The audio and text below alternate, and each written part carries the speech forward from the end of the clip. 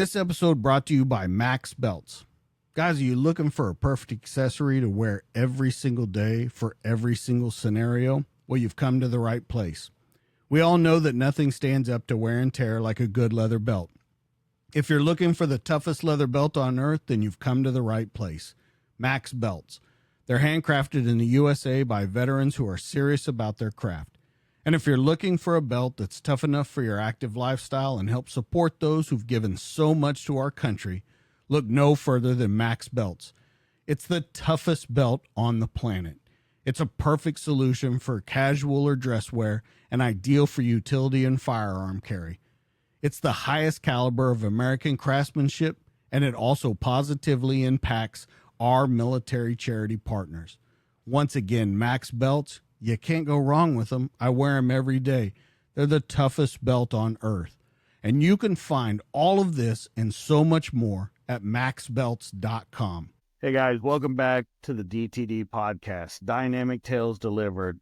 We're continuing our episodes at Fort Bragg at the Special Operations Center.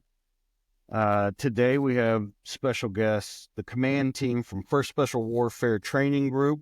We have Battalion Commander Lieutenant Colonel Dave Lucas, and we have Command Sergeant Major, Medal of Honor recipient Matt Williams with us. We brought these guys in because we want to talk about the pipeline. We want to talk about what it takes to make these soldiers that we've been talking about this entire series and what makes them different from all the other soldiers throughout the military, because I think it is a special forces unit and they are a very special select group of people. So I want to start out with, first off, talking to you, Colonel, about what you take in your approach to looking at these guys that are coming in as officers. And then, of course, we're going to go to the NCO and the enlisted side. So let's talk about first what your kind of thoughts are, because you can talk about that, being an officer in Special Forces, what you're looking for, and what those people that are looking to come to Special Forces need to kind of have inside them. Absolutely. So on the officer side specifically, what we're looking for is we bring in you, unlike the 18 X-ray program where you can enlist to come in and give Special Forces a shot, you have to serve and you have to be a captain or soon to be promoted to captain in order to try out. So once they come in, so they all have some basic of leadership. They've been platoon leaders, they've maybe done a XO job, executive officer, and then they come here. So instead of doing a regular Army company command in the conventional forces, they'll come here and they'll command a detachment on the other side of the Q course.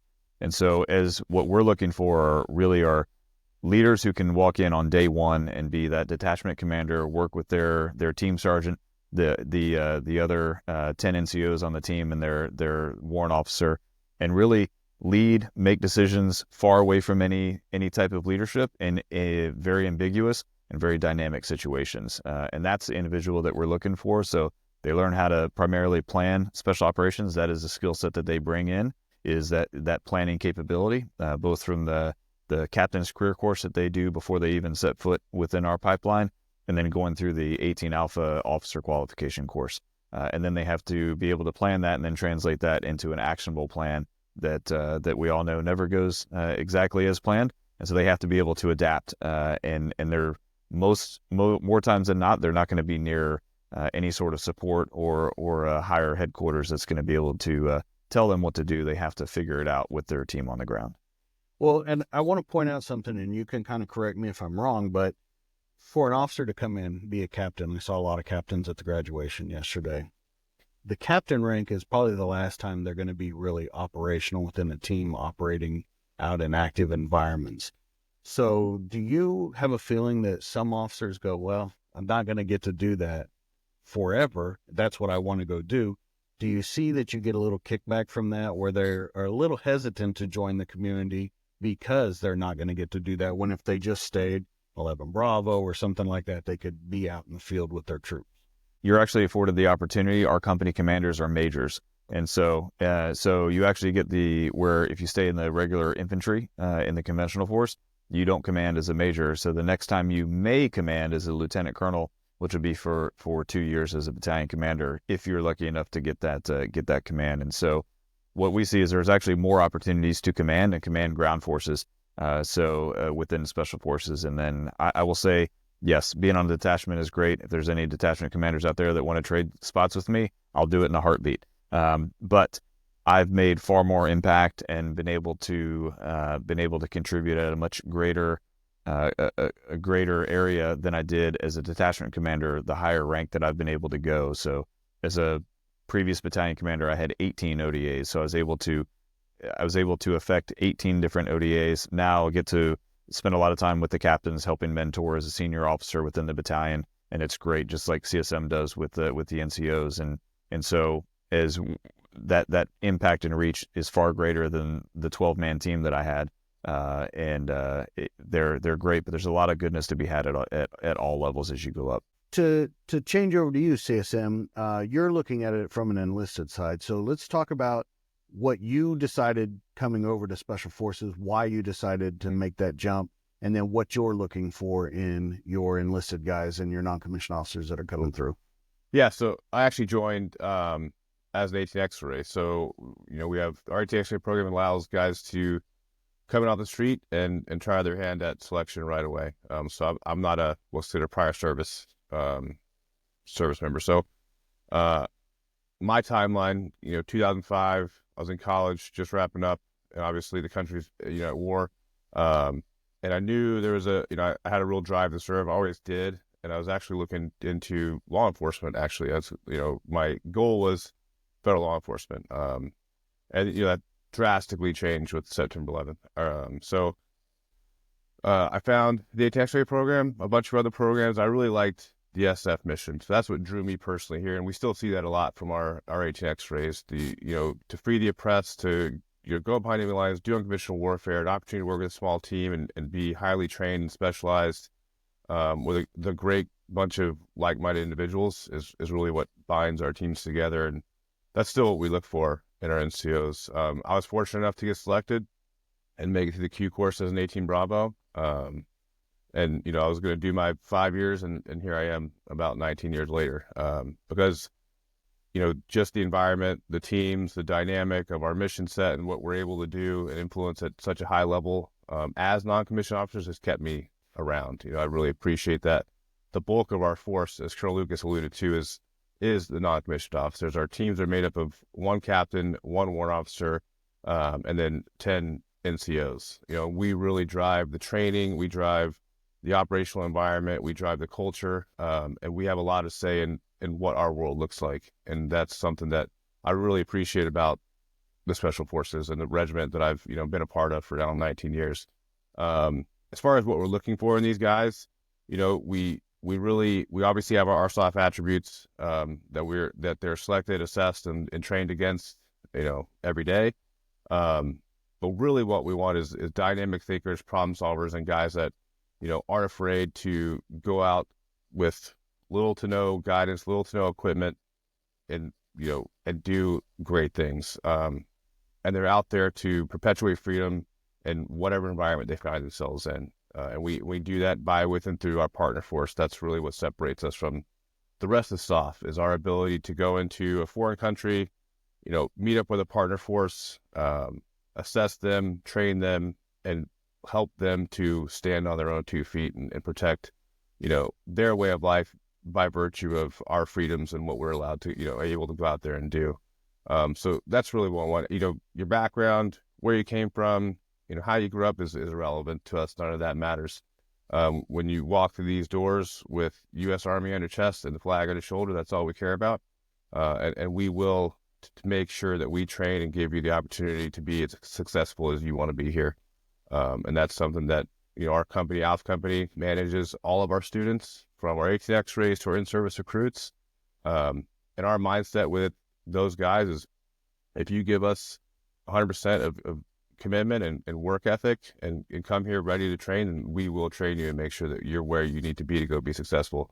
And then your success after that is on you. You determine your ability to make it to the qualification course, make it to selection, and become a Green Beret based on your willingness to want to be here and strive to be part of a team and a bigger mission than yourself.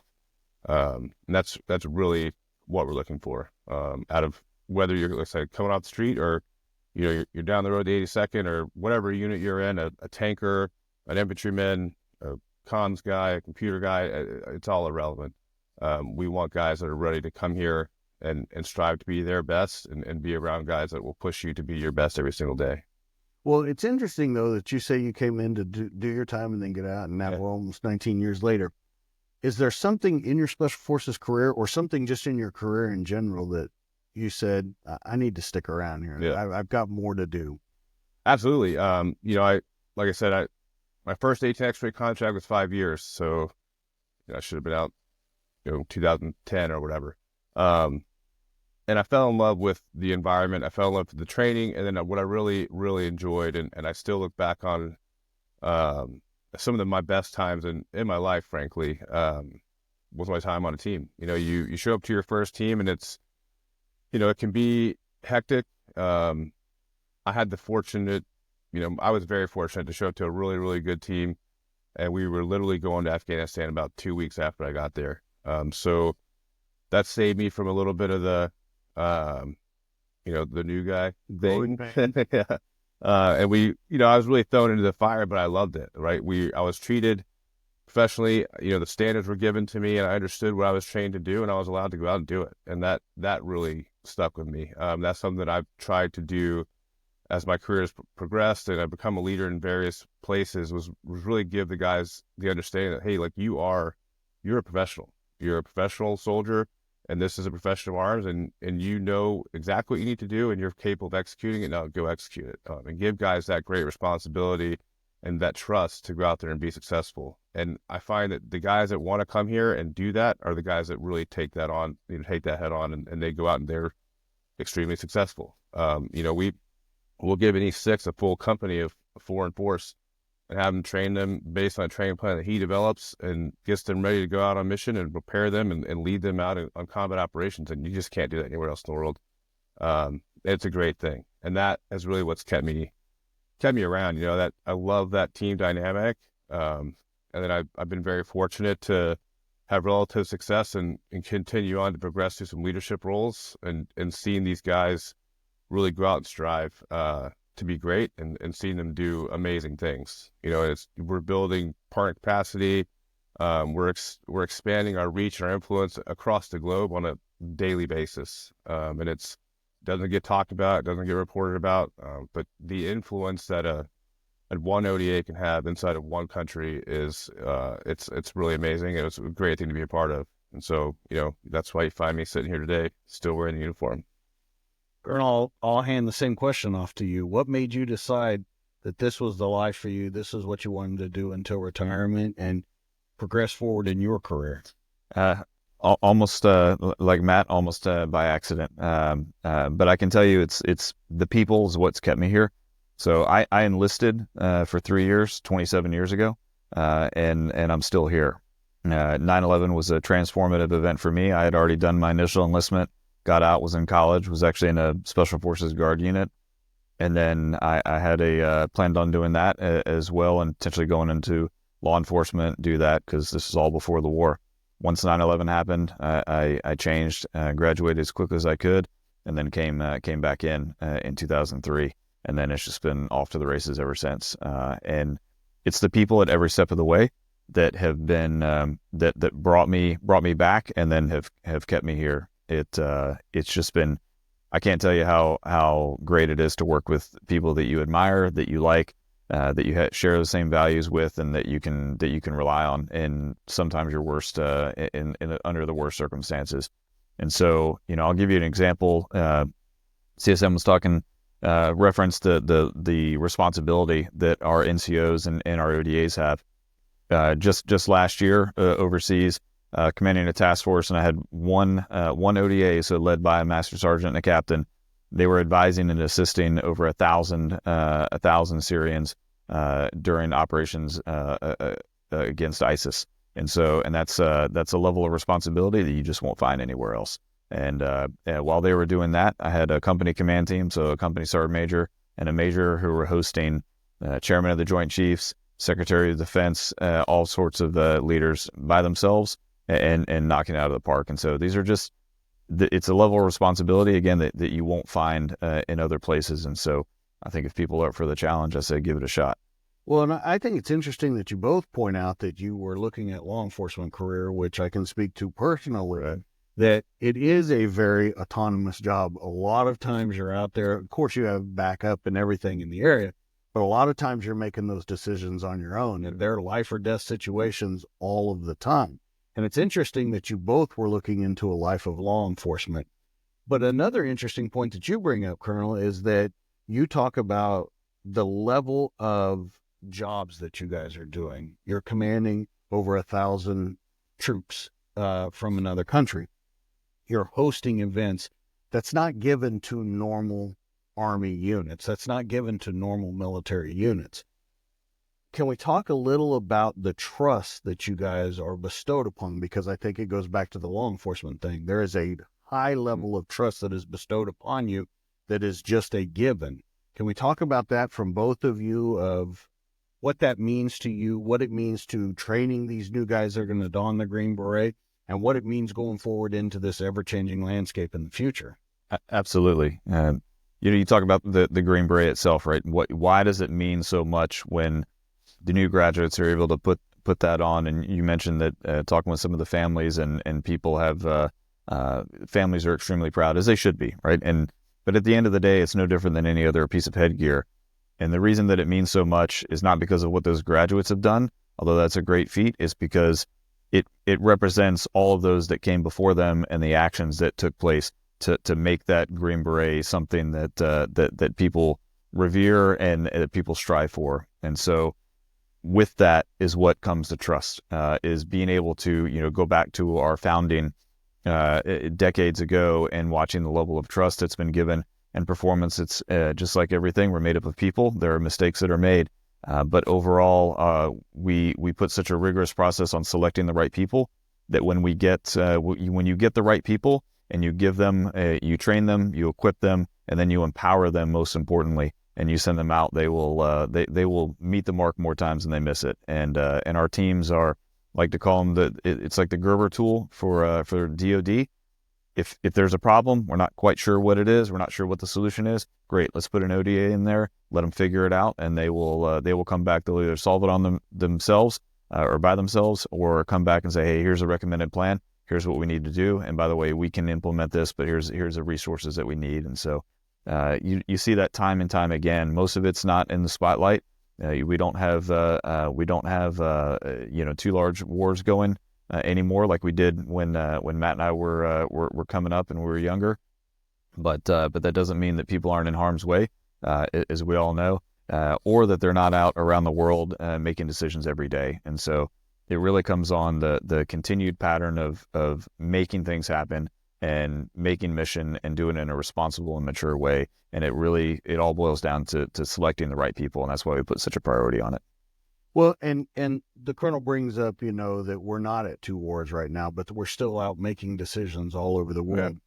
Yeah. I would, put to you that I think it's even more important now that we make good decisions, because there is bigger fishbowl now. Now we're out there and the light's on us. It's not operations. It's not, we're moving into these countries where we're setting up these troops, we're setting up these forces. I think the eyes of the world are even more on you now.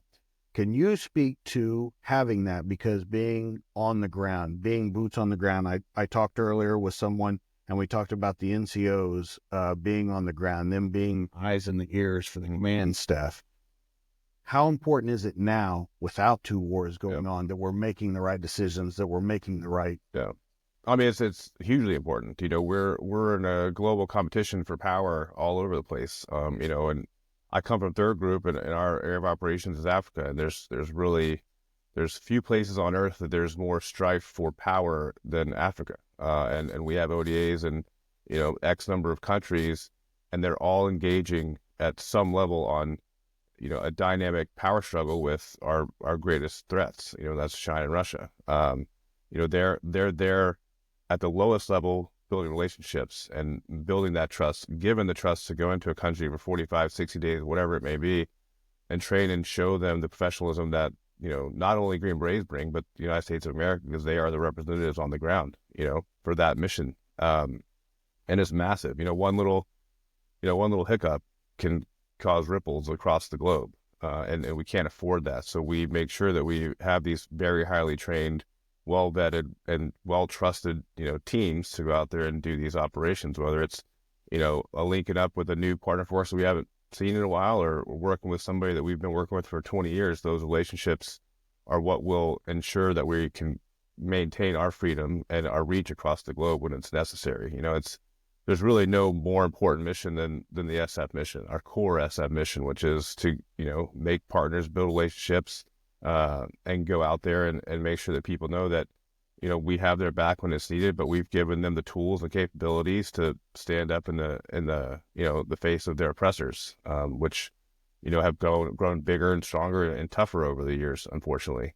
So it's an extremely dynamic environment, and, we have guys all over the world, right now today, doing our bidding and ensuring that those relationships are in place and that the structure is built that when needed, we can, help them defend themselves. And there's nothing more important than that. That's keeping the threat, where it needs to remain, as opposed to, our coast, our borders, our the middle of our country, wherever that may be. And it's hard to explain to these guys, and it was a struggle for me as a company started Major, for instance, when, Afghanistan shut down and all these guys wanted to do was go to war and do the mission, go to Afghanistan and do that stuff. And I applaud all of them for that, but, we had to have a real conversation with our company when we transitioned them into this, JSET type role, go into these countries and just, they're like, oh, we're only going, wherever for 45 days. We're just training. It's like, no, that's not what we're doing. I mean, yeah, you're going to build a POI and you're going to build their capacity, but the guy you're training that's a captain right now and wherever, he's going to be the Minister of Defense in 25 years. And we're going to need to call that guy up when we need him. And that relationship that you're building today will get us gains in the future that, that hopefully, if this guy stays in and continues to press his career too, will be that linchpin to success down the road. Again, that's what an ODA does. And people have a hard time understanding that. And it's not a real tangible thing that you can, real feel, touch, or taste. But it's what keeps us, our freedom movement, our safety and security at home is those guys out there doing those things every single day. And it's, that's why this is one of the best missions that you could possibly have. That's why it's worth showing up here and see what you're made of, and put yourself through selection, try something hard. The benefit you will get from struggling for a few months in the course, will outlast those struggles by far. Well, let's talk about a good point that you bring up there. We talk about 20 years of sustained combat. When you guys came in, the world was at war, and that's the way it stayed for your entire career. Right. We have a generation coming in now that we're not at war anymore. So you have this real dichotomy going on right now, and I want to learn how that we're training that in this training group, how we're training it in the schoolhouse, where you have this very old set of values, these guys that have been at war their entire careers and these guys that have never experienced that. How do you mesh those two together? Because that seems like a very difficult thing to have someone that's seen the world and someone who hasn't seen anything. Colonel, we'll start with you. Well, I guess I would reframe it. I couldn't think of any better group of cadre to have than people that have been at war for 20 years to teach you how to be warriors. And that's what our cadre do every day. And so that is that is one of our main goals as a command team, is how do we, as a senior officer and the senior NCO within the battalion, how do we take all of our lessons learned, the mistakes that we've made over the years, the things that have worked, and translate those to the students that are going through now. And our cadre do the same. That is one of our primary lines of effort, is ensuring the lessons learned from the last 28, now 23 years are passed on to those who didn't participate in, but can gain and hopefully, not make some of the mistakes that we made, but also double down on some of our successes as well. Yeah. CSM? No, 100%. Just like Colonel said, there's extreme value to the cadre we have right now who, have been tried and tested in the throes of combat, right? And they've all learned a lot. Again, we've made mistakes, we've learned from it, we've grown. And what we are focusing on right now is instilling those valuable lessons so that the next crop of guys with the next war, whatever that may look like, don't have to go learn a bunch of things that, we spent 20 years learning.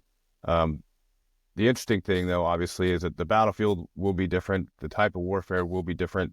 So we can't spend too much time, looking back and thinking in the past. We spent 20 years at war, and that's true. But we spent 20 years not doing our core mission. Our core mission in Afghanistan lasted a few months, and then the next thing you know, we're in combat operations, large scale, doing massive operations across the country and bringing in forces and all those things. But the guys on the ground today are actually, they're getting back to our roots and our history and really doing what it is that we're supposed to be doing, and they're in a good position now to perpetuate, the legacy and the capabilities of the Green Beret, and they will be, trained and ready for that next level of combat, and they'll be better educated than we were. They'll be fitter than we were, and they'll have a whole lot more in their rucksack of knowledge that's been dumped on them from the guys that spent 20 years, fighting for their ability to come here and train. And there's nothing more valuable than that. And we take that very seriously. That our combat leaders and the guys that cut their teeth, in the war, they're aging out, and it's something that we'd be remiss if we didn't spend the time to actually capture, what it is these guys went through. Because it's immense, I pose a word to both of you: humility. We talk a lot about learning from our mistakes that we did over 20 years and stuff. I want to talk to you about how we portray that humility to the new students, how we teach them.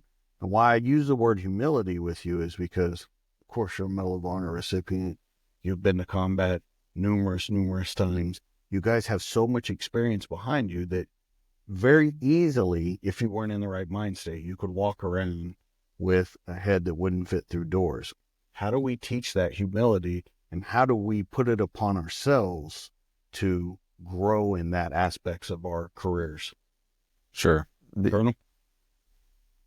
I think the best way to teach it is to demonstrate it. And so nobody would know that the CSM is a Medal of Honor recipient, because I've never heard him speak of it. In fact, the first time that I heard him relay his story, because it was to somebody else, because I know that he is a CSM and a Green Beret, the senior NCO in this battalion first. Obviously something to be extraordinarily proud of, and we're proud of him. But at the end of the day, he is a CSM of this battalion, as he can tell you better than I can. And so our job is to train that next generation and ensure that they are prepared for whatever comes next. And so I think the great thing about an ODA as well is if you walk in there with a big head, then it's probably going to get adjusted for you pretty quickly. And so it's not an area that frankly that I think we have to worry about a lot, because we do check our own as well as check ourselves. And that's one of the things, we do call ourselves the quiet professionals, and that is something that we take pretty seriously. It's like, hey, let your body of work speak for itself. You don't need to walk around bragging about it. You just need to get out there and do the job and let your work speak for itself. Yeah.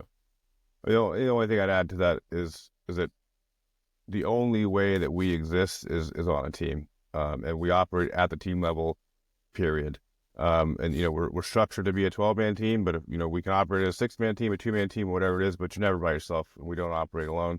And so that idea of an individual being more successful, better, more capable than another is bred out of you pretty much immediately, because you cannot be successful in this organization without your ability to be a team player. That is basically one of the main things that we assess and select for, is your ability to work on a team. If you can't do that at selection, then you're not going to have the chance to even try to do it in the Q course. So if you show up here, a college track athlete, a NFL football player, an Ivy League graduate, a lawyer, a doctor, whatever, a rocket scientist, we've had all of those guys come here, and they all know immediately that they're here to be a member of a team, and your past has nothing to do with your future.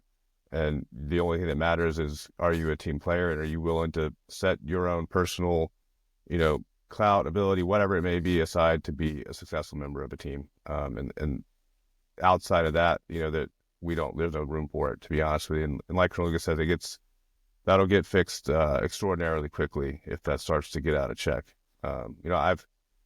Speaking of, as a Medal of Honor, I have a few guys and they may say this, I might get a text about it, but are more than willing to give me a call or shoot me an email or swing by the house if my head starts to get a little bigger than it should. And that's just the great thing about our organization. And that's what I like about it. It's honestly, it's part of who I am anyway. So it helps. I fit well here in that respect. But we just don't have a place for it. Now, did you have something to add? I do. I think that the second that you're the number one at anything, that's probably going to be short-lived. Somebody else is going to turn around and you won't be number one for long. So enjoy it while it lasts, I guess. This episode is brought to you by Trident Coffee, the veteran-owned brand where every sip inspires you to live life full steam ahead. At Trident, they are more than just coffee. They are storytellers. It's crafted by veterans. Their instant cold brew is perfect for those who serve, those who have served, and anyone who values wellness. Featuring natural ingredients like organic mushrooms, adaptogens, and nootropics, it's more than just a morning pick-me-up. It's your new wellness ritual. Enjoy it at home or on the go, wherever your day takes you. Trident Coffee isn't just about great tasting coffee. It's about empowering you to be the healthiest version of yourself because great veterans make great citizens. Try their instant cold brew coffee today and taste the freedom of wellness. Remember, when you choose Trident, you're not just choosing coffee. You're choosing a path of connection through health and wellness. Use promo code DTD15 for 15% off your order. Let's talk about the pathway to becoming a Green Beret.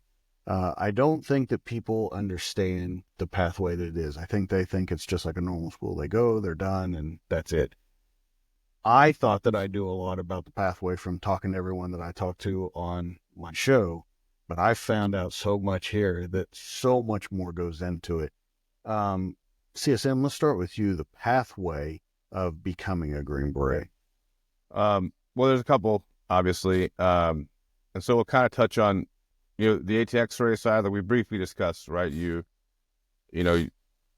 decide that's something you want to do, you've done your research and you know that you're capable of it. You walk down the recruiter office, I'm going to go be an AT-X-ray, right? And then you basic training, airborne school, and then you show up here to Alpha Company, which is inside 4th Battalion, and they manage all of our students. Their path is specifically oriented for them to be successful at selection. We have a prep course that's over with the guys at selection. But beside that, the company itself works with all of our assets within the Special Warfare Center School to ensure guys have an opportunity to go to selection and be successful.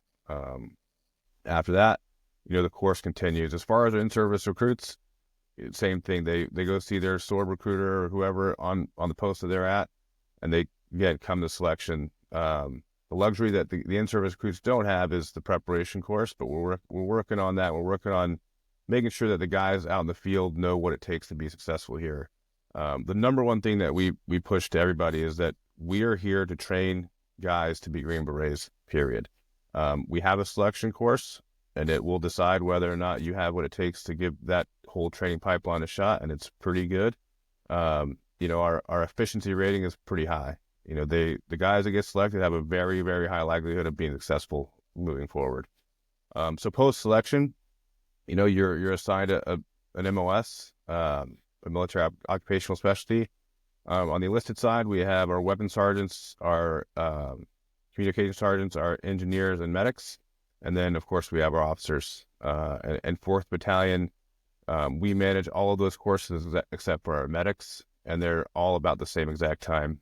So you go do that. So we have a small unit tactics course prior to that basically teaches you what we need you to be capable of in the field as far as tactically proficient and understand the tactical environment that we expect you to operate in at really the most basic level. And we take those skills and transfer them into your specialty. And then, so you go for 12 weeks, you learn your job. And that's capped off with their own internal FTXs to really tie those tactics and then your core proficiency together. After that, in between that, they'll go to SEER, depending on how that fits in their pipeline.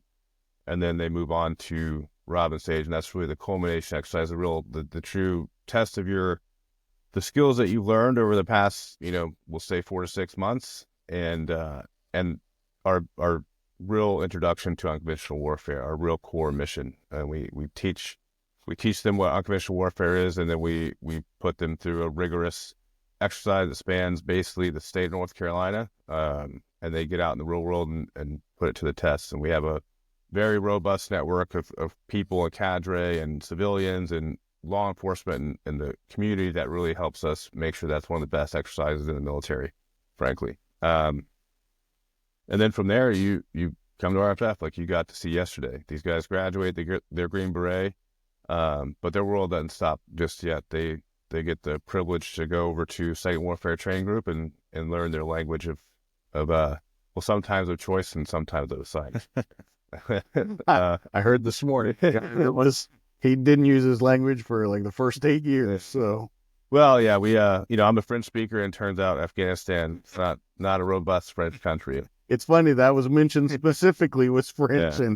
But I will put a testament to that though. Just the understanding of what language learning is, and that course, the language portion of the course, it did help a lot. Like I was able to pick up Farsi and Dari and a couple other of the Afghan dialects, over my time there. It's extremely beneficial just to even understand how to conceptually learn a new language. And so that's a skill we give these guys that's invaluable. Whether you crush your language and you're a native speaker, or you're bouncing all over the globe and you really aren't in that exact environment, it gives you the skills and the tools necessary to really at least immerse yourself in that culture and understand how to act appropriately and be a good partner.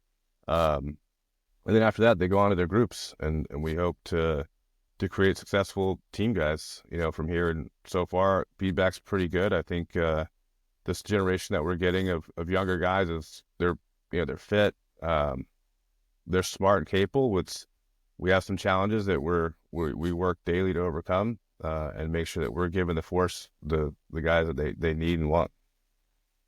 I want to kind of talk to you both about breaking it down. You just mentioned all the different specialties that they could go in. Mm-hmm. And then I want to talk on the officer side, because yes, you can do everyone's job on the team, but you're a master or an expert at your job. Right. An officer has to kind of be a jack of all trades, master of none, to oversee that. Can we talk about the differences between an officer, between an enlisted guy, where you have to see that 30,000-foot view that we use so often, and you have to be the guy on the ground that knows exactly what's going on? Yeah. Colonel, we'll start with you. Sure. A dangerous place to start on this one. Again, the officer's job, no matter where you are in the military, is planning, at least within the Army. And so that is what you are expected to bring. You go through your average 18 Alpha candidate is most likely an infantry officer, although they come from all different branches, but the bulk obviously come from the infantry. So they've been to officer basic course. They've been to the captain's course. A lot of them have been through Ranger School at that point, and then they have the practical application of being platoon leaders, and that's all before they ever even come to selection. And so then we put them through a 4-month pipeline of learning how to plan, and then they actually go out and execute special operations missions, special forces missions. And so while they're doing that, they have to go through we have a 96-hour planning sequence that is typical for an ODA. So they'll make student ODAs, and then they go through, they'll fill every role on that team, and they plan it all from start to finish. And then they go out and we have 3 different field training exercises that we run.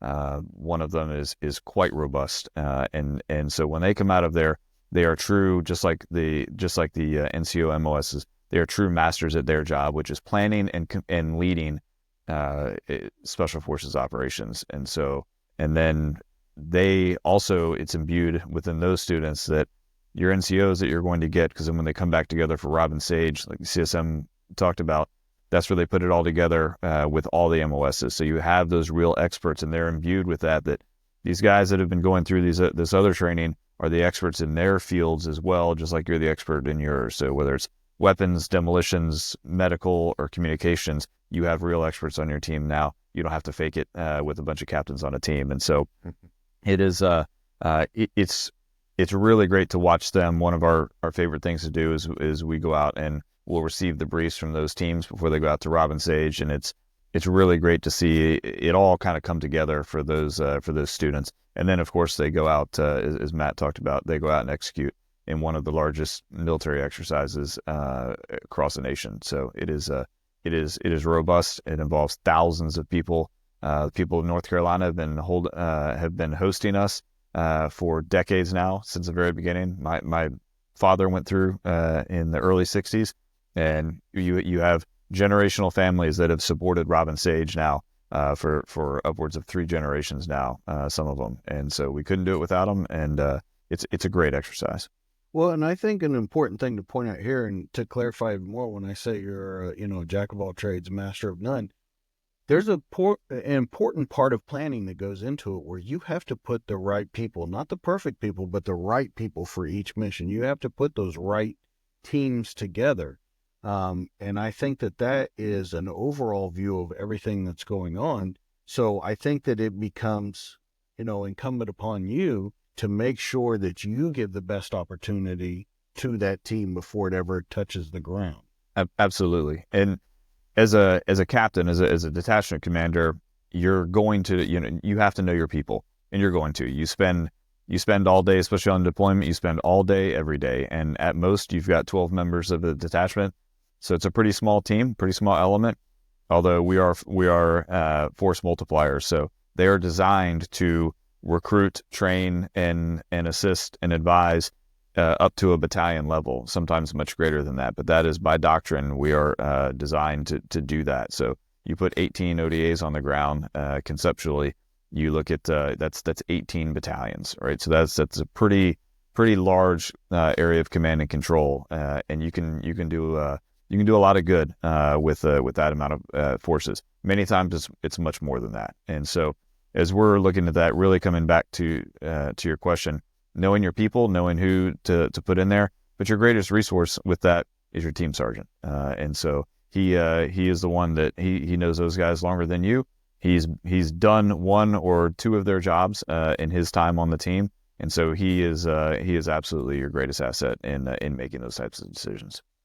Now let's talk about you. You said 18 Bravo, but there's of course other jobs that can be out there. Can you talk about the importance of learning each of those roles? And what I mean by that is, of course, you need to learn your job. You need to be an expert at your job.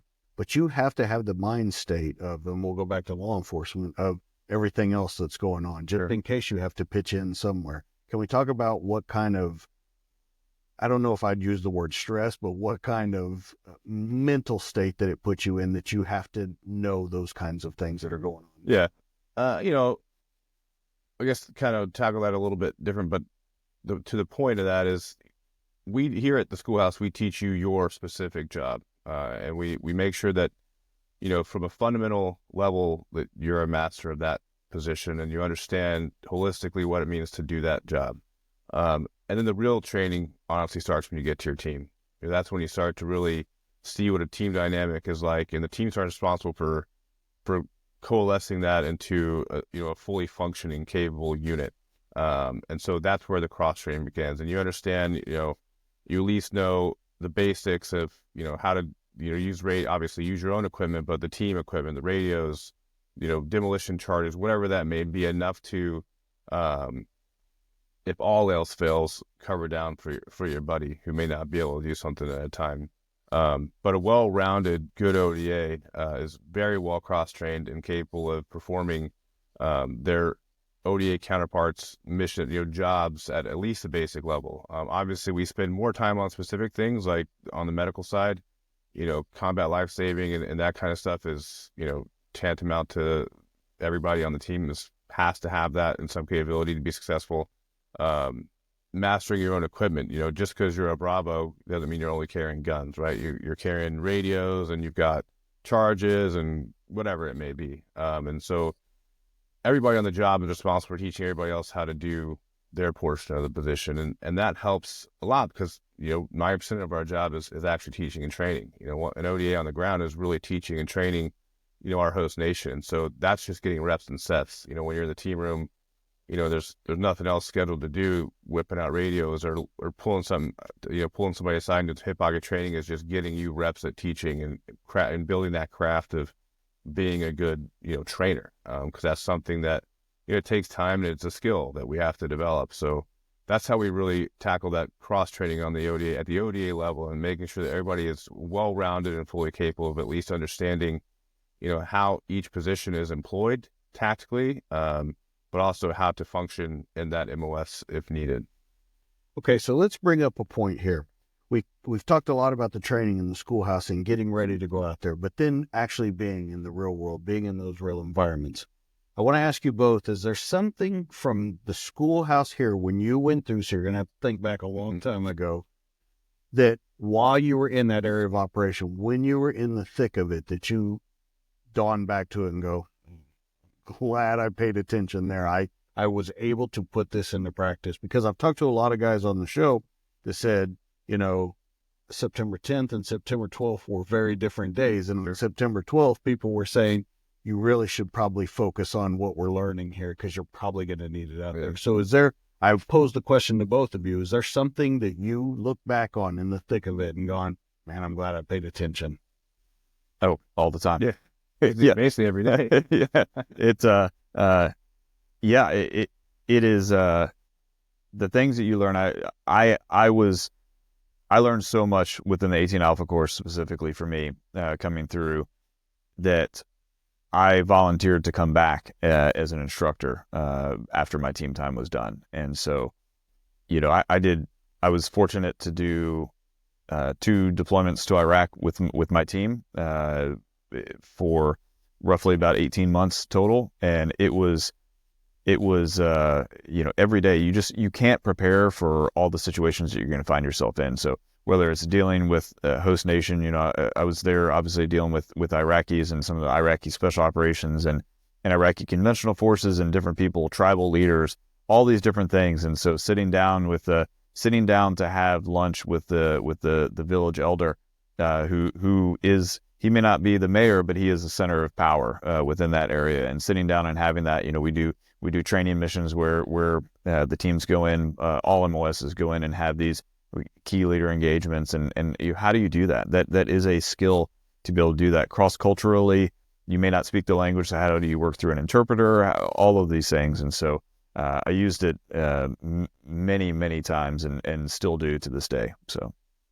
Yeah, no, 100%. Like I said, like I mentioned earlier, my career was pretty interesting. I graduated the Q course, and as soon as I signed a third group, I was in Afghanistan. I think it was literally 2 weeks later. So I had no choice but to at least try to remember what I was trained on.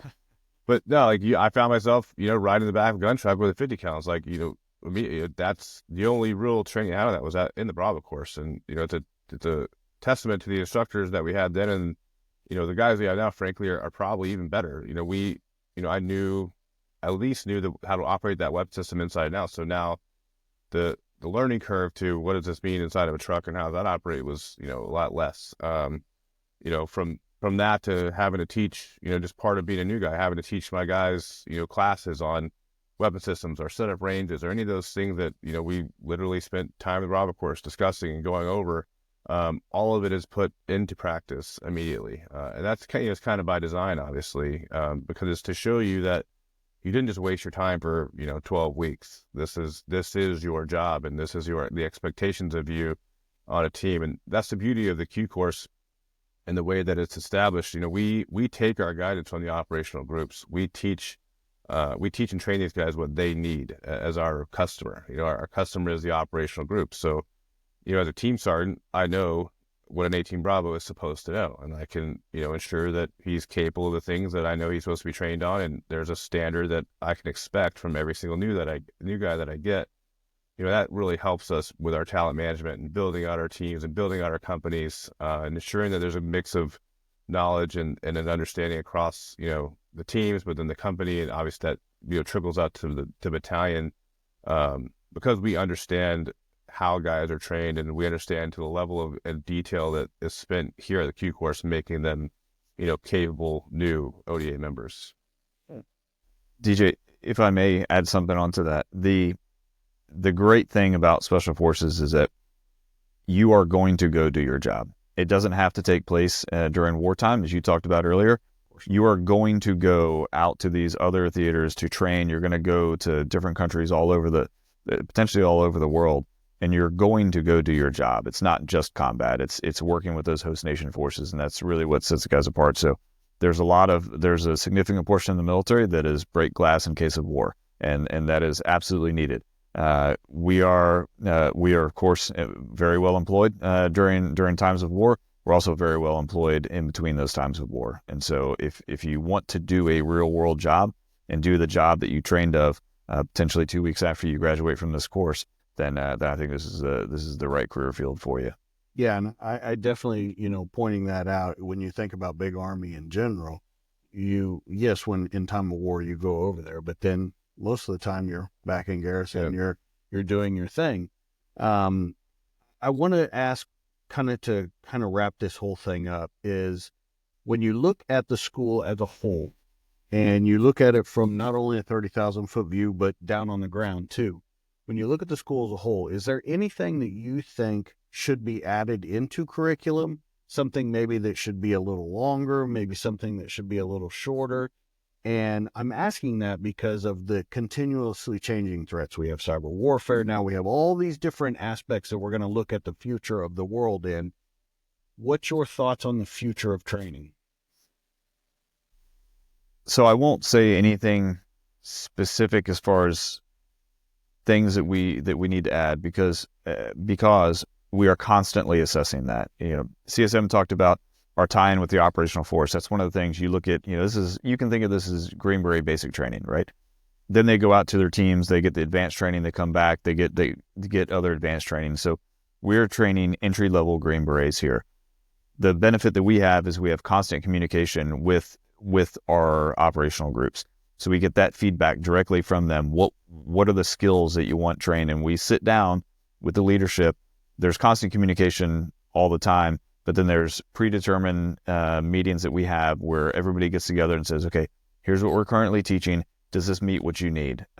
No, I need more of this. I need more of this. That's something that you don't get within the conventional forces because that would just be too much to handle. There's hundreds of infantry organizations as opposed to the 5 active duty and 2 National Guard Special Forces groups.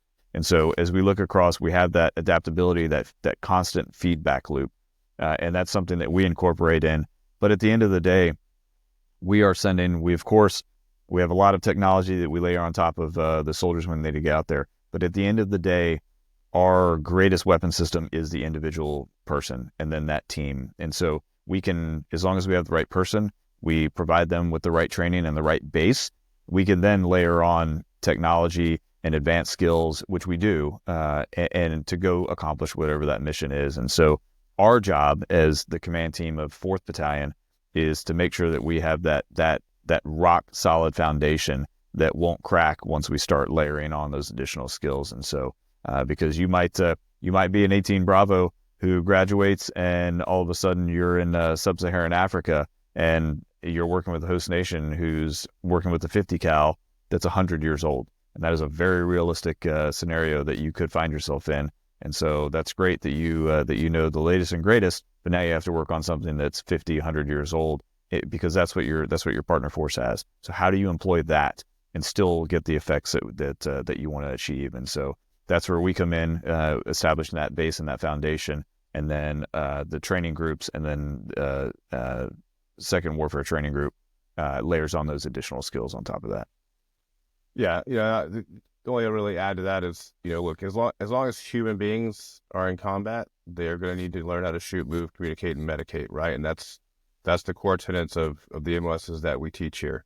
And so that's never going to change. We teach at the basic fundamental level, and that has to, we will continue to do that. And if, the dynamic environment and the technology, things will continue to change, and there will be a little bit of a layering in the Q course that has to happen just to maintain a relevancy. But like I said earlier, what people have to realize, and something that we have to stay cognizant of, is that the team, the actual ODA, is a living, learning organism that has to continue to train and grow and evolve with the combat environment based on the principles and the fundamentals that we give them from the Q course. And that has to continue to happen because, like Colonel Lucas said, our responsibility, our role in the world is partner forces, right? We work with some of, very under-equipped, very under-trained, partner forces around the world. So if all we know is the newest whiz-bang gadgetry, then we'll be stuck behind without anything to really offer those folks. All that stuff is great. We have to continue relevancy in that world. But our basic ODA construct and our actual mission set requires that fundamental level of instruction that we provide in the Q course itself. Again, at the basic level, to make sure that that fundamental is ingrained in these guys, so that when we do add, X, Y, Z, whatever that is going to be, it just marries up nicely with their opportunity to go operate in a, denied, under-equipped environment. Okay, last question that I'm going to pose to you guys. You've got the camera in front of you. We know we're all about recruiting right now. We're all about bringing these new guys in. I'm going to give you both your chance. This is your quote-unquote sales pitch to bring these guys over to you. Go ahead, Colonel. All right, no easy feat. I would say that if you're somebody out there who's looking for something that's bigger than you want to be a part of a fantastic team, the best team, and work with people that are equally as driven and as unique as the American society that we all come from, and go out and do things that you never thought you would do. Certainly there's a lot of adventure to it. There's a lot of responsibility, but there's a lot of satisfaction that comes to it as well. That I would say give Special Forces a shot. Go down, talk to your recruiter, talk to somebody who's done it, and you don't have to be a professional athlete or collegiate athlete. You just have to. It's more in here than it is anywhere else. Of course, you have to be physically fit. You can't come and never have exercise. It's probably not going to work out too well. But at the end of the day, you can train that. We can train that into somebody. And so, but we can't train as the heart. And so that's really the person that we're looking for. Somebody that's up for that challenge. That is never going to quit. And so I say give it a shot, because you never know. We have a saying that don't select yourself, and you may be able to make it. You just don't know it yet. You just haven't been given the chance. So, CSM? Yeah. Echo Colonel Lucas's point exactly. On that note of you can make it. We are here to train you to be capable of that. If it's something that you find yourself, willing to try. But really, I'll approach from a bit of a different angle. I'll pose this. I'm a firm believer that, a free society such as ours does not exist without the willingness to serve. And the reason that I'm sitting here today is that I had that will to serve. And I think that's important. That was ingrained in me with my upbringing. That's just how I was raised. Like I said, I was going down a different path. And obviously 9/11 changed that trajectory for me, but what really, really changed in my mind and why I'm sitting here in this chair, wearing this tab, is that when I looked into how to best serve and what I could actually do for our country, I discovered the U.S. Army Special Forces, and I learned about the mission, our motto, De Oppressa Libera, Free the Oppressed. That's what really resonated with me. I think there's no better way to serve our free democracy than to perpetuate those ideas and values on a global scale at the highest level. And that's what drew me to this mission. And so, I challenge everybody to look at the opportunity to serve. I think that you owe your community that, if not your country. And so if you choose to serve your country, I think that there's no better way to do it than with the best. And we are, heads and tails, the most highly trained, special operations unit that's capable of having a global reach, a global effect, in the DoD, I would argue. And I think that's extremely valuable and important. And, I'll tell you this, my pitch to my mom when I came up with this harebrained idea was, look, if I'm going to go to war, right, I'm going to go out and do this thing. I'm going to do it with the best. And that was proven to be a very beneficial choice for me. And I was proven correct that this is by far the best, one of the most capable combat units in the world. And if you're going to find yourself on this side of service, there's no better place to do it. Well, I think that's going to bring us to a close on this. It's been amazing. When I've been here, I've learned so much. I am honored to sit down with both of you guys and talk to you just about that next generation that's coming out and the generations that have come before. Guys, that's going to be it for this show. Make sure you check out the next one in this series. We'll have a couple more coming to you, but I want to thank you guys once again. It was an honor. Check us out on the next one. See you guys later.